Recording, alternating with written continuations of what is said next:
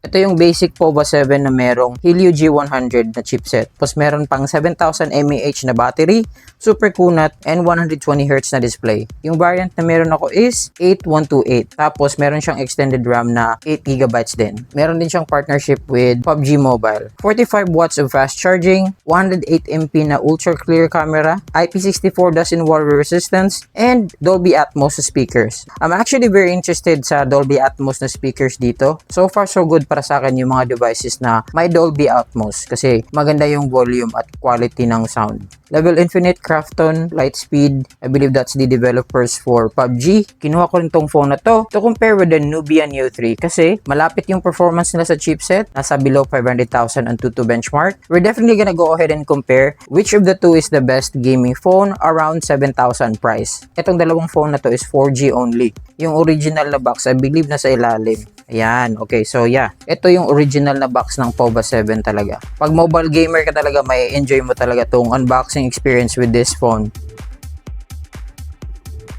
Yan, here's our phone with our specs. Yun, so we'll check it out later. Unahin natin yung accessories as usual. What's in the box with our POVA 7? Ganyan. Okay, so yan. Bakit Qualcomm nakalagay MediaTek tayo eh? I'm not sure kung bakit nandito to. So, 13 months warranty, 12 plus 1. As usual, bibigyan pa tayo ng free case. So, we actually have a clear case. Maganda.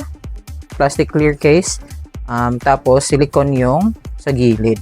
Meron tayong USB-A to USB-C na cable. We also have the 45 watts Techno charger. 45 watt speed is very good. Ganito rin kabilis yung charger ko with the GT30 Pro. Let's unbox the phone. Yan, here's the back of our silver phone. May mga ibang parts pa na reflective. Kung makikita mo, ito yung Nubia Neo 3. Ito yung Tecno POVA 7. So, naka-dual speakers tong POVA 7. Meron tayong speaker sa taas. Probably IR blaster to. Tapos, ito microphone. On the left side, meron tayong SIM tray. Meron pa tayong 3.5mm audio jack sa baba. Plus, another microphone. Our USB charging. Our speakers. Dito naman sa right side, meron tayong power button tsaka volume rockers. Yeah, i-boot up natin for the first time. Sana may battery tayo.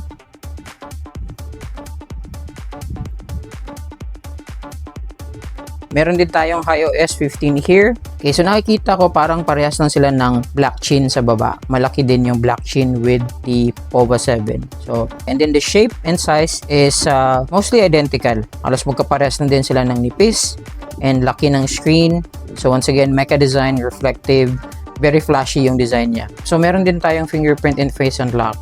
Side fingerprint to on the power button. Yeah, why not? Piliin natin yung Vision Art.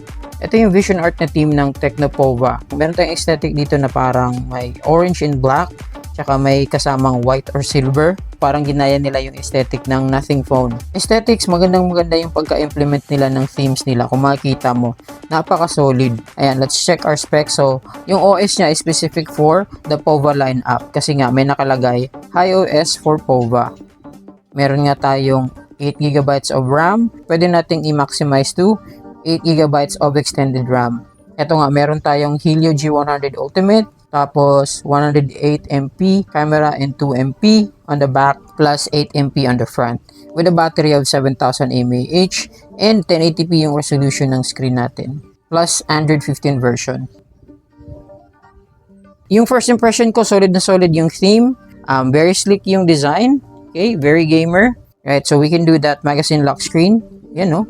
Maganda. And I believe, meron tong specific na gaming feature sa special function. So, meron nga siyang game mode. So, naka-turn on yung game mode niya.